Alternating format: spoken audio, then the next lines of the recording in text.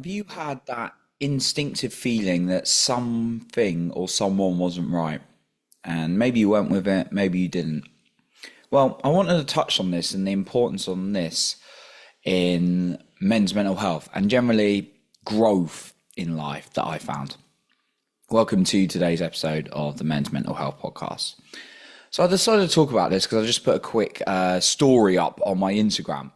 And what I said on the story was this basically. I have done like a couple of money mindset workshops in the last couple of evenings. And yeah, it's really interesting. Both great human beings wanting to deliver value. But one of them, I listened to him and I've met him before and I like really trusted him. There's something about him that I just really trust. I feel really calm and know he comes from a very genuine place in his heart and he's got all his stuff together. Well, no one's fully got themselves together, but he was very safe to me. Like I would buy more from him. I would definitely trust him with guidance. I just felt comfortable that you could tell this guy was very good with money and he's very trustworthy, right?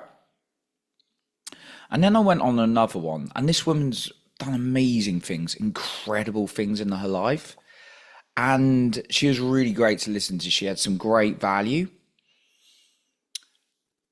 But like many people, and she's definitely not alone, there's lots of people in the personal growth space, and I notice in the Tony Robbins world, not Tony Robbins himself, but in the Tony Robbins world, certainly experienced this. You get a lot of people in this kind of, or maybe the Grant Cardone space, where you get a lot of people who are actually very, very credible to listen to about making money, about growing in your life, because they've done it, right? They're very good externally at getting some kind of success and hitting goals. But there's something off about them. Some of these people, I'm not saying all of them, I'm definitely not saying everyone. There's loads of very calm, grounded people I'd fully trust in the Tony Robbins world.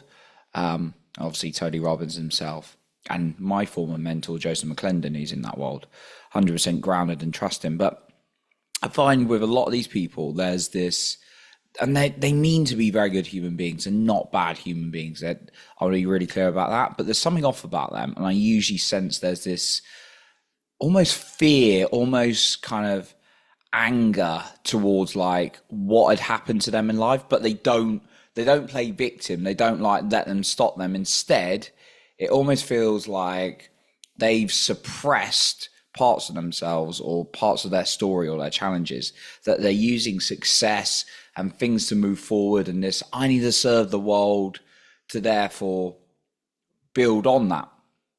And for me, I'm in a stage now in my life where that doesn't serve me to follow those people, because I pick up on the energy. And what it does for me is it gets me into this very fight or flight response, a bit of anxiety, a bit of anger. And I do hustle, I do work hard, but it doesn't serve me. So for me, like, for example, I'm about to start a new opportunity with someone who so grounded, really got her stuff together, really overcome a lot. And what she's teaching is life changing. And that's the kind of person I want to support or work with in business. And I listen to people like Peter Sage and lots of teachers, even Joseph McClendon. And these guys are very grounded when you listen to them, very calm. And then there's quite a lot of people out there on social media who are hustlers, who are very, very successful. But when I listen to them, I feel exhausted, almost like this kind of like anxiety, like I should be doing more, fight or flight, work, hustle, hustle, hustle. Now, you do need to obviously do some work if you want to go anywhere in life, whether that's your finances, health, or relationships, right? But what I really want to share with you today is just like, no matter what someone's credibility is, what they've done, that give them love for that, give them respect for that.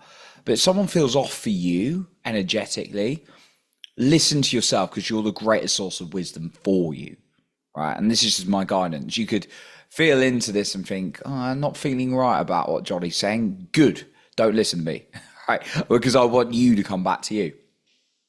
I just thought I'd share this insight because there's been so many times in my life where I've just been like, well, they're a very credible person. I want that.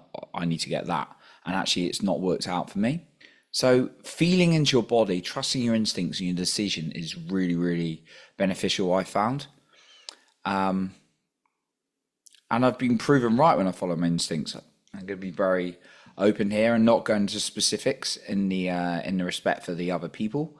But I was in a group earlier this year, and this kind of comes on the category of the kind of groups of people I was talking about earlier. But there's two people leading it, and these are good human beings. They're very good human beings. They mean well, and like they kind of just would want to argue with me all day long and ask intelligent questions. They're very good at asking questions.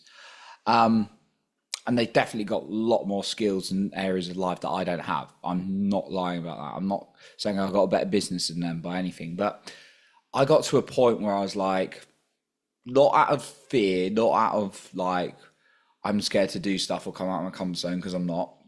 But I got to a point where I was like, this isn't right. This doesn't feel right. There feels a little bit of fear, a little bit of, this is kind of like almost pushing over the wounds instead of looking at them and working through them whilst taking the action.